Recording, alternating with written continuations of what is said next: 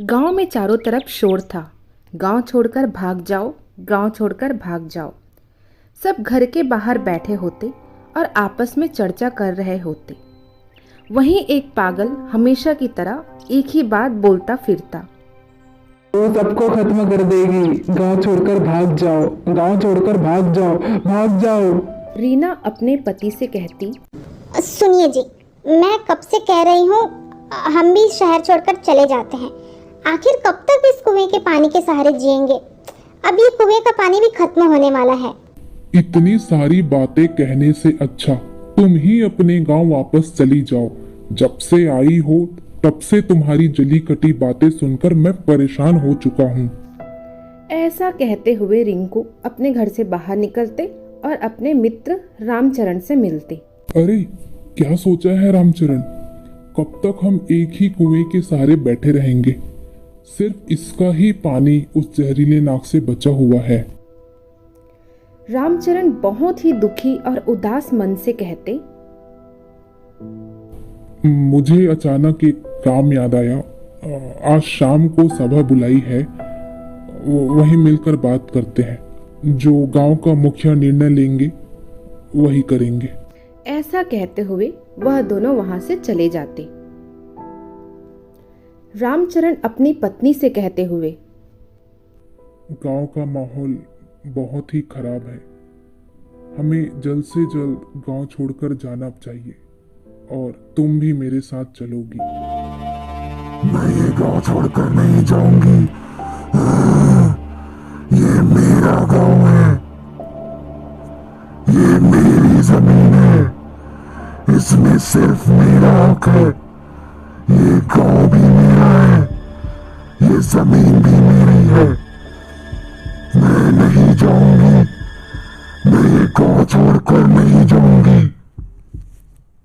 मायावती, मायावती, मायावती, अचानक क्या हो जाता है तुमको?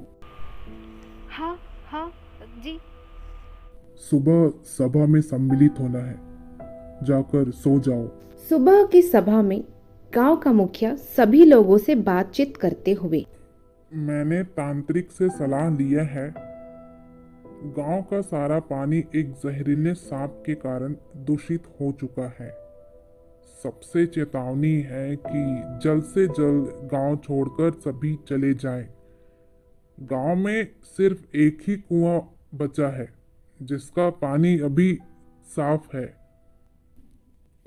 मुखिया जी, बीच में बोलने के लिए माफी चाहता हूँ। मैंने अभी अभी रास्ते में देखा कि गांव के लोग कुएं के पानी पीकर उन लोगों की मौत हो चुकी है। कुएं का पानी भी जहरीला हो चुका है। अरे ये क्या हो गया? अब कुएं का पानी भी उस जहरीले नाग की वजह से दूषित हो चुका है।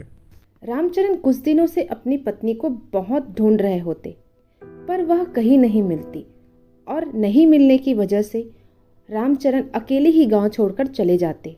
गांव का मुखिया पेड़ के नीचे ही बैठे रहते और तभी अचानक, तांत्रिक, नहीं छोड़ूंगी मैं तुझे, तुझे भी जाना होगा। चले जाओ, गांव छोड़ के चले जाओ, चले जाओ। मायावती, मैं जब उस दिन तुम्हारे घर गया रामचरण से मिलने, तो मुझे एक तस्वीर दिखा जिसे देखकर मैं हैरान रह गया। मायावती, मायावती, रानी मायावती। मैं हिमानंद, हिमानंद। रानी मायावती, रामचरण दास की पत्नी। कल रात में जब रामचरण जमीन का पेपर देने आया और कहा, ये जमीन का पेपर है और इसे आप तब तक संभाल कर रखें जब तक गांव का माहौल पूरी तरह ठीक नहीं हो जाता। मायावती कुछ दिनों से घर में दिखाई नहीं दे रही है। मेरे बहुत कोशिश करने पर भी उसका पता नहीं चल रहा। वो पहले से बहुत बदल चुकी है, अजीब अजीब सी हरकतें करती रहती है। अचानक क्या हो जाता है समझ नहीं आता।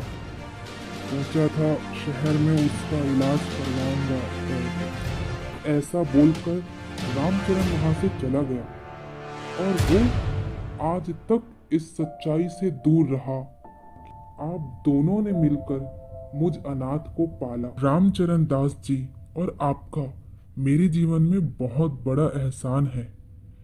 उस दिन जब डाकुओं ने गांव में हमला किया और गांव वालों की जमीन छीनकर ले गए, तभी सदमे में आपकी यानी रानी मायावती का सदमे से मौत हुई। परंतु जब रामचरण दास जी डाकुओं से जमीन वापस लेकर आए, तब तक की आपकी मौत हो चुकी थी। मैं जो भी कह रहा हूँ वह सच कह रहा हूँ। राजभवन बनाने का सपना अधूरा रह गया। वो सदमा आप बर्दाश्त नहीं कर पाई और उस सदमे से आपकी वही मौत हुई। मैं उसके बाद महल छोड़कर तंत्र ज्ञान सीखने शहर गया। बहुत सालों बाद जब वापस गांव लौटा तो देखा कि गांव में सब गांव छोड़ने की बातें कर रहे हैं। पर सच तो यह है कि गांव में कोई जहरीला सांप ही नहीं है। आपने गांव का सारा पानी जहरीला किया और गांव वालों को गांव छोड़ के जाने के लिए मजबूर भी किया।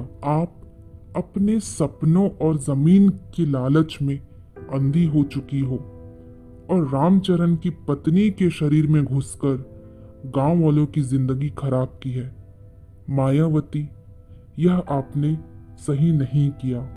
मुझे यह बात पता नहीं चल पाया कि मेरे पति जमीन वापस लेकर आ चुके थे और मैं मरने के बाद भी लालच में आकर रामचरण की पत्नी का शरीर धारण किया। तुम ये राजभवन का तस्वीर मेरी जमीन में दफना दो और इससे मेरे आत्मा को मुक्ति मिलेगी और मैं माया का शरीर त्याग दूंगी। गांव का पानी फिर से साफ हो जाएगा। जब मायावती माया का शरीर छोड़कर जाती और जब माया पूरी रूप से ठीक होती तो तांत्रिक उसे सारी बातें समझाते। क्या इतना कुछ हो चुका है और मुझे खबर भी ना हुई? तांत्रिक, आप रामचरण को जल्द से जल्द गांव वापस बुलाइए। हेमानंद उस तस्वीर को जमीन में दफनाते और मायावती माया का शरीर छोड़कर चली जाती। माया जो कि रामचरण की पत्नी थी। हेमानंद सभी गांव वालों को सूचना देकर वापस गांव बुलाते और सभी गांव वाले पहले की तरह जीना शुरू करते। अरे ये देखो, सब कुछ ठीक हो गया, मगर ये पागल ठीक नहीं हुआ। अभी भी बोलते घूम रहा है, सब गांव छोड़कर भाग जाओ। वो सबको खत्म कर देगी। गांव छोड़कर भाग जाओ, गांव छोड़कर भाग जाओ, भाग जाओ। सपना, उठो बेटा, कब से उठा रही हूँ। चलो जल्दी से रेडी हो जाओ और प्रोजेक्ट जमा करके जल्दी से वापस आना है। सपना, क्या हुआ बेटा, जल्दी से रेडी हो जाओ, शाम को आंटी के घर भी जाना है। चलो अभी जल्दी से रेडी हो जाओ, कम ऑन। मायावती, रामचरण दास, मायावती, रामचरण। ओहो, लगता है फिर से तुमने कोई सपना देखा। आज का ये प्रोजेक्ट जल्दी से सबमिट करके वापस आ जाओ, वरना तुम ये भूतों पे ऐसे लिखते लिखते तुम खुद ही ऐसे सपना देखना शुरू कर दी हो। चलो अभी जल्दी से रेडी हो जाओ, कम ऑन। अरे हाँ हाँ भाई साहब, बिल्कुल बिल्कुल, शाम को मिलते हैं। रमेश और रीता सपना के साथ अपने दोस्त से मिलने के लिए उसके घर जाती। रीता कैसी हो? अरे बहुत दिन बाद मिलने आई तुम। अरे वाह पिंकी, घर तो बहुत सुंदर बनवाया है। अरे वाह, तुम्हारा बेटा कितना बड़ा हो गया है। नाम क्या है इसका? आंटी, ये पेंटिंग आप कहाँ से लेकर आए? अरे बेटा, ये मेरा बेटा है ना, हिमानंद, वो सिटी से लेकर आया था।